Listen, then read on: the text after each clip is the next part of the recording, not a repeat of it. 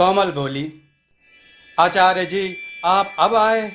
सब कुछ खत्म हो गया। आपको कितने फोन किए, आपके शिष्यों से कहलवाया, लेकिन आप अब आए जब मेरे पति की लाश मेरी आंखों के सामने पड़ी है। कोमल आचार्य श्रीधर से बिलखते हुए कह रही थी। आचार्य श्रीधर ने भी कोमल के पति कमल की आंखें बंद करते हुए कहा, भगवान कमल की आत्मा को शांति दे। इतना कहकर आचार्य श्रीधर ने जब कमल की लाश को देखा तो उनकी भी हालत एक पल के लिए पस्त हो गई थी, क्योंकि कमल का बदन जगह जगह से छिला हुआ था। इस पर भी उसके चेहरे पर खूब सारे चाकू के निशान थे और एक खंजर उसकी छाती में भी गड़ा हुआ था। हाथ के नाखूनों में मांस के टुकड़े लगे हुए थे और पैर की उंगलियां भी कटी हुई थी। आचार्य श्रीधर लाश का मुआयना करते हुए किसी नतीजे पर पहुंच पाते, इससे पहले ही उन्हें कमरे के कोने में किसी के दर्द से कराहने की आवाज आई। आचार्य बोले, ये अभी जिंदा है, चलो जल्दी करो, इसे अस्पताल लेकर जाना है। आचार्य बोले, कोमल तुम सुन भी रही हो, वरना लक्ष्मी यहीं मर जाएगी। आचार्य श्रीधर लक्ष्मी को देख तुरंत उसके पास गए और उसका सिर अपनी गोद में रखकर होश में लाने की कोशिश करने लगे। कोमल बोली, मर जाए मेरी भला से, वैसे भी मेरा बचा ही क्या है, सब कुछ तो इसने बर्बाद कर दिया। जो कुछ हुआ है वो इसी ने किया है। मेरे कमल को मुझसे छीनने वाली यही डायन है। कोमल ने अपने पति की लाश को एकटक देख गुस्से में आचार्य श्रीधर से कहा। आचार्य श्रीधर को भी कोमल की बात बिना सिर पैर की लग रही थी। आचार्य बोले, नहीं, तुम झूठ बोल रही हो कोमल, लक्ष्मी ऐसा कभी नहीं कर सकती, तुम्हें जरूर कोई गलत फहमी हुई है। आचार्य श्रीधर अभी बोल ही रहा था कि तभी लक्ष्मी बेहोश हालत में ही खून की उल्टियां करने लगी। उसकी बेहोश आंखों से भी खून गिर रहा था। आचार्य श्रीधर ने जब लक्ष्मी की पलकें उठाई तो वह भी डर के मारे सहम गए, क्योंकि लक्ष्मी की आंखों की जगह काले गड्ढे थे जिनसे किसी डायन की उंगलियां बाहर आ रही थी। यह सब देखकर आचार्य भी लक्ष्मी को उसके हाल पर छोड़ पीछे हट गया और तुरंत ही कोमल का हाथ पकड़कर उसे घर से बाहर ले जाते हुए कहा, कोमल तुम्हारा यहां रहना खतरे से खाली नहीं है, इस घर से जितना जल्दी चले जाएं उतना अच्छा होगा। इस पर कोमल ने आचार्य श्रीधर से अपना हाथ छुड़ाते हुए कहा, आचार्य आप जितना आसान यह सब सोच रहे हैं ये उतना ही मुश्किल है। मैं और मेरे पति पिछले 7 घंटे से इससे लड़ रहे हैं, उसी में मेरे घर का ये हाल हुआ है। जब जान पर बन आई तो मेरे पति ने मुझे बचाने के लिए अपनी जान कुर्बान कर दी। आप यकीन मानो आचार्य श्रीधर, अगर आप दरवाजे तक गए तो लक्ष्मी जाग जाएगी। कोमल से लक्ष्मी का जिक्र सुनकर आचार्य श्रीधर ने जब लक्ष्मी को देखा तो अभी अभी खून की उल्टियां कर रही थी। वो कोमल बोली, ये मरेगी, ये जो खुद अपनी आखिरी सांसें गिन रही है। अब जल्दी मेरे साथ घर से बाहर चलो, फिर पुलिस के पास जाकर उन्हें सब सच बता देंगे। घर के बाहर जाने के नाम पर ही कोमल डरने लगी थी। कोमल बोली, नहीं, मत जाओ घर के बाहर, वरना वो जाग जाएगी, फिर हम में से कोई भी जिंदा नहीं बचेगा। आचार्य ने कहा, होश में आओ कोमल, मैं हूं ना, कुछ नहीं होने दूंगा तुम्हें, मेरा यकीन करो। अचानक श्रीधर की बात सुनकर कोमल उसका हाथ पकड़ कांपते हुए बाहर जाने को हुई ही थी कि उसे किसी के घुर्राने की आवाज सुनाई दी। आवाज सुन कोमल ने जब पीछे मुड़कर देखा तो लक्ष्मी तो खून की उल्टियां कर रही थी। तभी अचानक श्रीधर ने कोमल को इशारों से योगेश की लाश को देखने को कहा। जिसे देख उसके भी होश उड़ गए। योगेश की लाश धीरे धीरे खुद ब खुद हिलने लगी थी, जिसका मतलब साफ था कि अब योगेश किसी के वश में है। पर अगले ही पल आचार्य श्रीधर कोमल का हाथ पकड़ घर के दरवाजे तक पहुंच गया और उसने दरवाजा खोलने के लिए हैंडल को पकड़ा ही था कि तभी किसी ने आचार्य श्रीधर के कंधे पर हाथ रख उसके कान में कहा, इतनी भी जल्दी क्या है आचार्य? आप अभी तो हमारे घर आए हैं और मेरी पत्नी के साथ आपने अभी तक कोई छल नहीं रचाया। उसके बिना कैसे जा सकते हैं? यह बात सुनते ही आचार्य श्रीधर ने जैसे ही पीछे मुड़कर देखा तो उसके होश उड़ गए।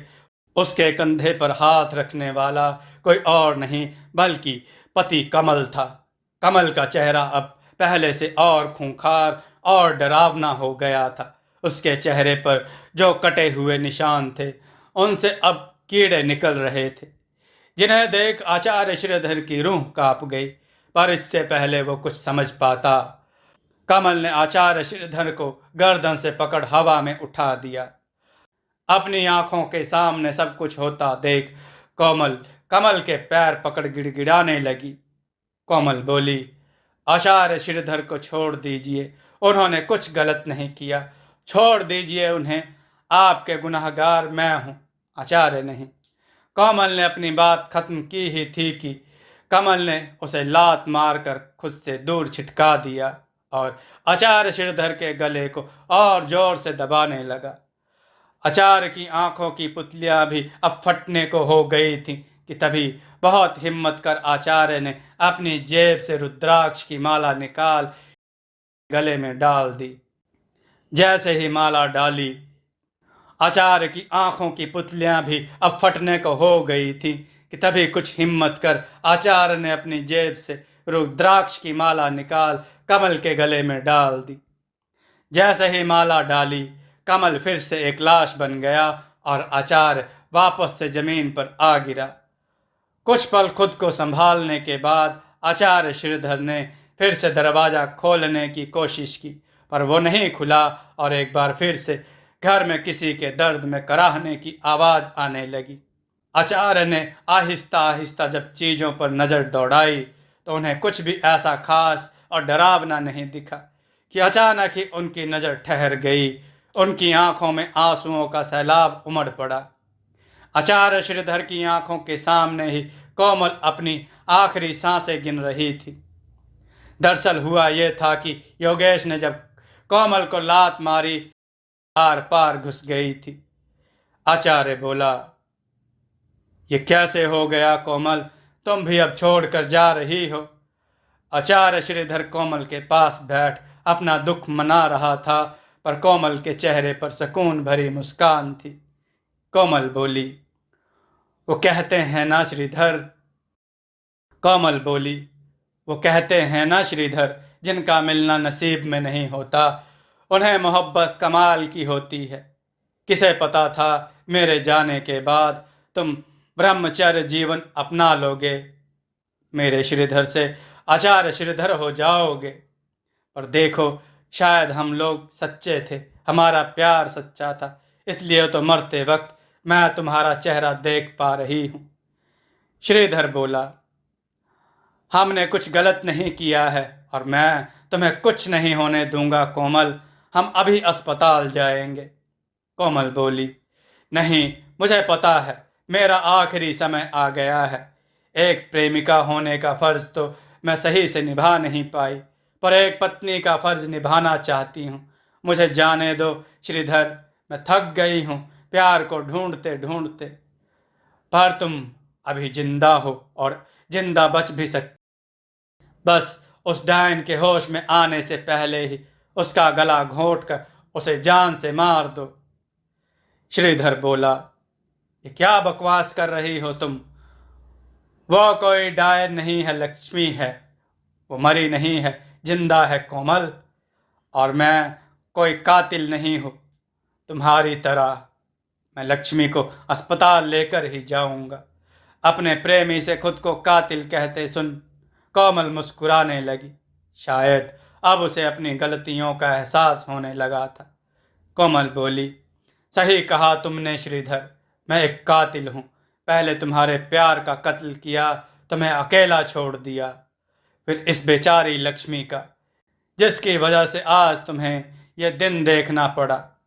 कोमल बोली, नहीं, वो लक्ष्मी नहीं थी, वो लक्ष्मी थी और लक्ष्मी रही, और ये सब तुमने मुझे खुद बताया था। श्रीधर बोला, नहीं कोमल, लक्ष्मी जिंदा है। तुमने जिसको मारा था वो अलक्ष्मी थी, लक्ष्मी नहीं, और ये सब तुमने मुझे खुद बताया था। कोमल बोली, ये खेल तो किस्मत ने खेला है मेरे साथ। तुम्हें छोड़ने के बाद मैंने एक अमीर लड़के से शादी कर ली थी। सोचा था जीवन में कोई सुख मिले ना मिले, कम से कम बुढ़ापा तो सुख शांति से कटेगा। पर नहीं, कमल कभी मुझे बच्चा नहीं दे पाया। अमेरिका में भी इलाज करवा लिया, मगर कोई सुधार नहीं हुआ। थक कर हमने 10 साल की 2 जुड़वा लड़कियों को गोद ले लिया, लक्ष्मी और अलक्ष्मी। पर दोनों के घर आते ही कमल का बिजनेस डूबने लगा। बहुत झाड़ फूक करवाई, बड़े बड़े आचार्य और एस्ट्रोलॉजिस्ट को भी दिखाया। सबका कहना यही था कि अलक्ष्मी अशुभ है। जिस तरह लक्ष्मी सुख और धन की देवी है, उसी तरह अलक्ष्मी दरिद्रता और गरीबी का प्रतीक है। और जब तक वो हमारे साथ है, हमारा बिजनेस डूबता रहेगा। पर हम किसी को घर से नहीं निकाल सकते थे, ना ही कहीं और भेज सकते थे। इसलिए मैंने और योगेश इसलिए मैंने और कमल ने एक योजना बनाई कि हम 1 महीने के लिए लंदन जाएंगे हनीमून के लिए। पर जाने से पहले लक्ष्मी को बंगले के तहखाने में बंद कर देंगे, जहां वो भूख प्यास से अपने आप ही मर जाएगी। और हुआ भी ऐसा ही। जब हम वापस आए तो लाश के सड़ने की वजह से पूरा बंगला बदबू मार रहा था। हमको लगा हमारी सारी मुसीबतें अपने आप ही हल हो गई। किसे पता था, हमने तो शैतान के घर जाकर उसे न्योता दिया है, और वो भी अपनी बर्बादी का। अगले कुछ महीनों में हम लोग रास्ते पर आ गए। सब कुछ बिक गया। बेसहारा होकर जब दर दर भटक रहे थे, तब हमें किसी ने एक आश्रम का पता दिया। जब वहां पहुंचे तो पता चला कि उस आश्रम के आचार्य तुम हो। एक पल को लगा कि वापस चली जाऊं तुम्हारे पास और माफी मांग लूं तुमसे, पर मेरी सोच ही इतनी गहरी हो गई थी, मेरे इरादे कमजोर पड़ गए। हम बस सोच कर ही रह गए। इतना सब जानने के बाद श्रीधर ने कोमल से बस इतना पूछा, तुम किसी शैतान का जिक्र कर रही थी, कौन है वो? कोमल बोली, श्रीधर, मैंने तो उसे अलक्ष्मी समझकर तहखाने में बंद किया था। वो लक्ष्मी थी और ये चाल अलक्ष्मी ने खुद चली थी। शायद उसे पता चल गया था कि हम उसे यहीं मरने के लिए छोड़कर जाने वाले हैं, इसलिए उसने लक्ष्मी को अपनी जगह बंद करवा दिया।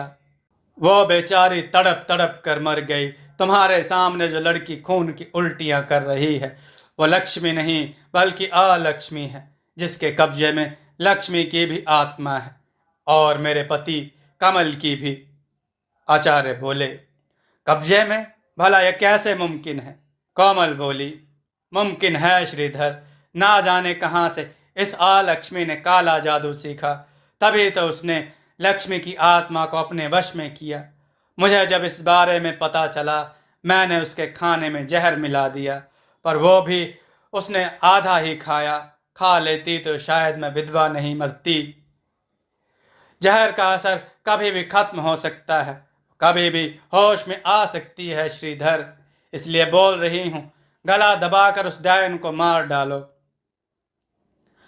कोमल से सारी कहानी जानकर श्रीधर के होश उड़ गए थे। उसे अब सच में डर का एहसास होने लगा था। वो अभी कोमल से बात कर ही रहा था कि तभी उसने अपने पीछे किसी को महसूस किया।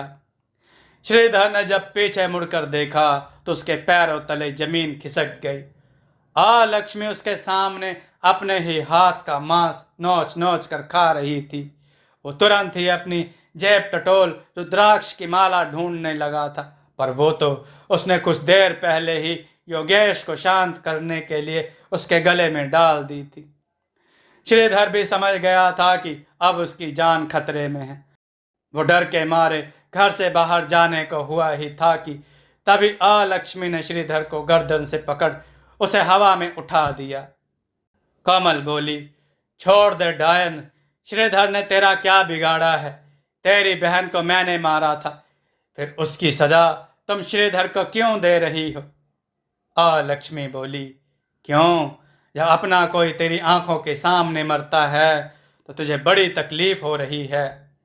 मेरी लक्ष्मी भी तो इसी तरह तड़पी होगी, उसकी सजा तो तुझे मिलकर ही रहेगी। यह कहते हुए लक्ष्मी का गुस्सा फूट पड़ा, जिस वजह से उसने श्रीधर की गर्दन इतनी जोर से दबाई कि उसकी आंखों की पुतलियां फटकर बाहर आ गई। श्रीधर की ऐसी बेरहम मौत देख कोमल ने भी अपना दम तोड़ दिया।